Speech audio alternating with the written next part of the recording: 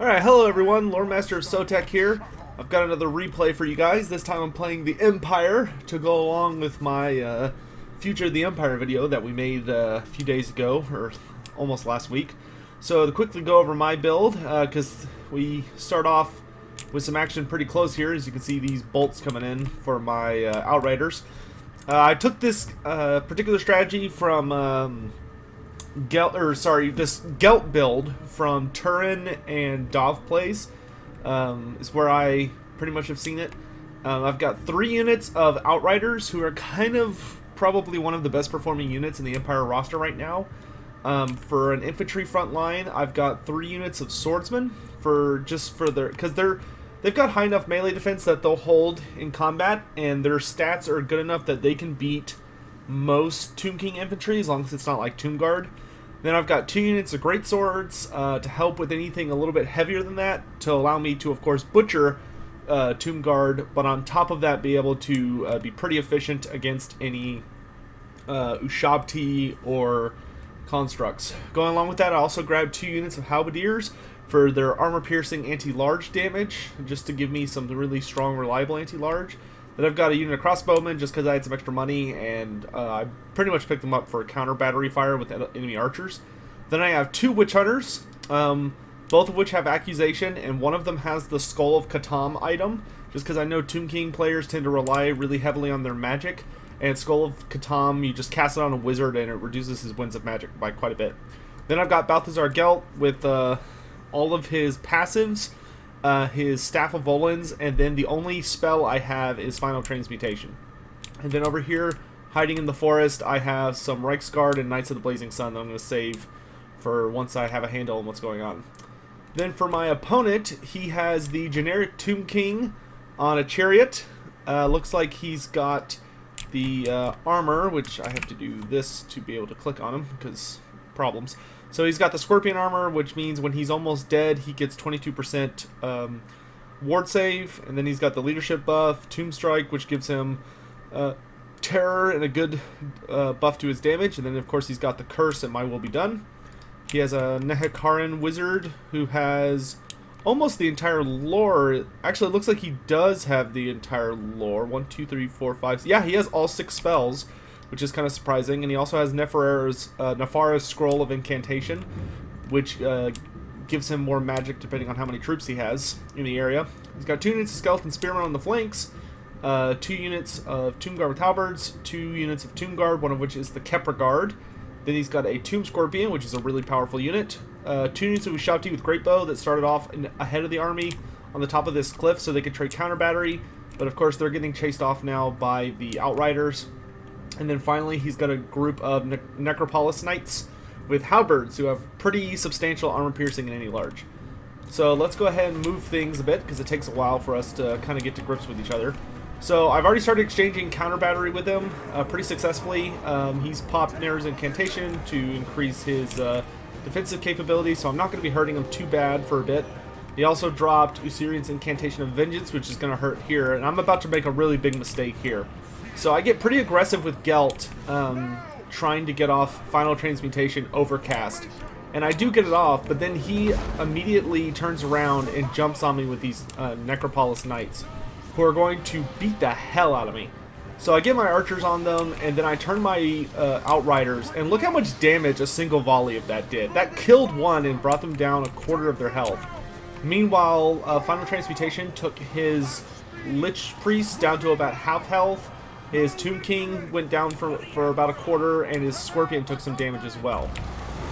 So now I've got the crossbows and all the Outriders focusing on these Necropolis Knights. Gelt gets broken because he was doing a really good job of moving in front of Gelt and then attacking him so that I couldn't have my way out. So pretty much at this point I realize, okay, he's trying really hard to kill Gelt, so I just need to go ham.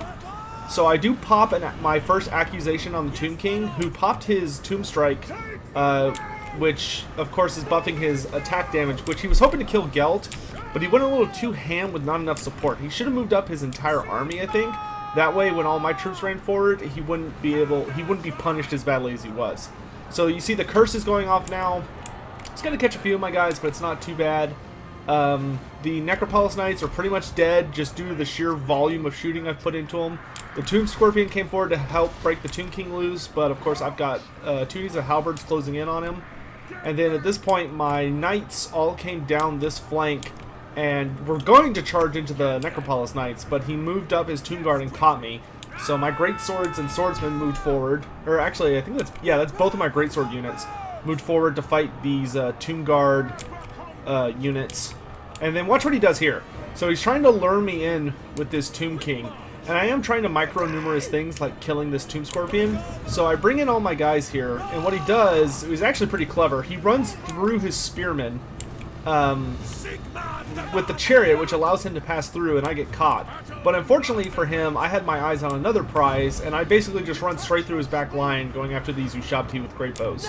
And they're going to get caught and just devastated. I do start ping-ponging my Knights of the Blazing Sun around a little bit. I get a really nasty charge here into his Tomb King. And at this point, Gelt is almost ready for another cast, and both of my Witch Hunters are basically just taking pot shots at different units, like these Tomb Guard with halberds or the Tomb Scorpion. And we do catch the Tomb King with the Knights of the Blazing Sun, which are really bad for him because he has fire weakness. He does get these Spearmen on the Reiksguard, but they have such high armor that I'm really not that worried about basic Spearmen. It's going to take them a while to kill me. We have burst this unit over here, and he tries to run sort of in the safety of his army here, but the Outriders are just shooting him from every conceivable angle, and he just can't catch them. He doesn't have anything fast enough. He doesn't have any regular archers to trade with them and mow them down. And I get another accusation off on his Tomb King, and it's going to bring him down to like, yeah, 41 health. I pop another Overcast Transmutation, or Final Transmutation over here, which is going to finish off the really powerful Tomb Scorpion because he's a single entity model, and it's just destroying this priest. And basically his army just completely collapses thanks to all those direct damage abilities and constant sustained fire from the Outriders. My army traded pretty efficiently, but overall, all of that shooting and magic pressure is just way too much for the Tomb Kings to handle unless they have like a really powerful army that can trade efficiently at range. They kind of have to rely on constructs. And I actually had this problem in the game too. When my game ended, it took a while for the end screen to pop up like it's doing now, which is super annoying.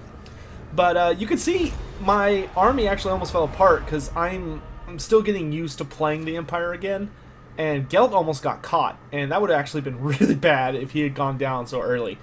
Because without Gelt, I mean, I still would have been able to keep sustaining accusations with the Witch Hunters, and I don't think he realized what a threat they were. And the Outriders, of course, were a big threat, but losing Gelt early could have been a really nasty leadership penalty. As for the end score, Gelt did super well. He literally just cast Final Transmutation twice and got 49 kills, which is super good. Most direct damage spells that do like area of effect, if you were to even overcast them, like Flock of Doom for instance, you would struggle to get this many kills. And that's because Final Transmutation does a lot of single entity damage, so even against larger units, it won't do as much health damage as Flock of Doom for instance, but it will kill more models usually. And I got 2 really good casts with it, where I just caught like his Tomb Scorpion, his Lich Priest, and his Tomb King all together. If you see someone bring Gelt, you want to separate your single entity models out from each other. That way Gelt can't just get a ton of value for a single cast. The Witch Hunters did really good. They did their job. They're essentially just spirit leechers who also shoot people. This one, because of the way their shooting works, kind of like when I talked about in the Future of the Empire video, guns right now have pretty shitty line of arc firing. So this guy, I think he was shooting the Tomb Scorpion maybe the entire time, but he didn't get any kills because he really struggled to get good aim. This guy, though, got a solid 28 kills, and that's just from shooting people. So he literally just sat in the back and was just popping off Tomb Guard the entire time. The Swordsmen, these 2 didn't get any kills, but they were helping hold off Tomb Guard, so you can't, and stuff like the Tomb Scorpion, so you can't really complain there. This one obviously got a hold of one of the Skeleton Spearman units and managed to wipe them out. These 2 were busy fighting the Tomb Scorpion, the Necropolis Knights the entire time, and then the Tomb Guard. And so you can see I actually gave them 1 chevron before the fight, but each of them earned another chevron from fighting those high tier units. The Great Swords, this unit was the one, both of them got in on the Tomb Guard, and that was literally just them getting into the cookie jar. Great Swords trade stupid well against Tomb Guard, and this one probably ended up against this Halberd unit, while this one was trading with the Kepler Guard, I believe, and the Kepler Guard trade pretty efficiently versus Great Swords. But Crossbowmen were left completely unmolested the entire game. He invested really heavily in a couple of big things. And the Great Bows, because they were deployed in front of his army, they spent too much of their time retreating, and then my Cav got in there and once again got into the cookie jar and just started messing stuff up. The Knights of the Blazing Sun did extremely well. They got that pretty nasty charge into those skeletal spearmen, which, even though you think, oh yeah, spearmen, well, they had been fighting swordsmen for a while, so they already were at low health on all their models. And they weren't braced for the charge because they were in combat. So the Knights of the Blazing Sun absolutely destroyed them on the charge. Did a bunch of damage, and then they pulled out, went after the Tomb King, did a bunch of damage to him, and went on to kill some stuff. Reichsguard only got 13 kills, but are pretty high health model count-wise, because they were just attacking these Ushabti with great bows. And then, of course, the Outriders just, you know, shot people to death. But look how little models they lost. And, you know, in total, they got 45 kills between the 3 units. And and they were firing almost the entire time exclusively at high value targets like Great Bows, Necropolis Knights, and the Tomb Scorpion. So they easily got their value, in my opinion. They did a ton of health damage. As for the Tomb Kings, the Tomb King did pretty decent. I think the one goof he had with the Tomb King is when he threw him after Gelt early on and didn't send anything up to support him, and so he just got surrounded and took another like 50% of his health and damage that he just really didn't need to take. His Necropolis Knights honestly had it under control, and if I were him, I would have just rushed forward to support them at that point, rather than with my entire army though, not just the Tomb King.